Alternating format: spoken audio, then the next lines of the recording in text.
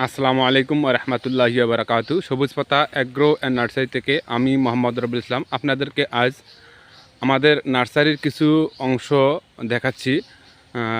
আমাদের নার্সারিতে এসে আপনারা চারা সংগ্রহ করতে পারবেন। আমসহ চারা আছে আমাদের।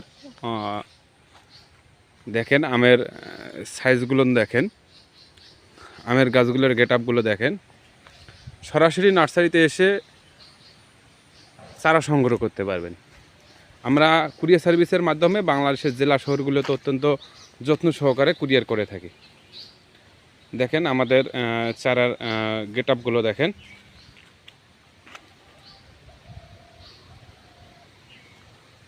হাফ বস্তায় সেট আপ করা।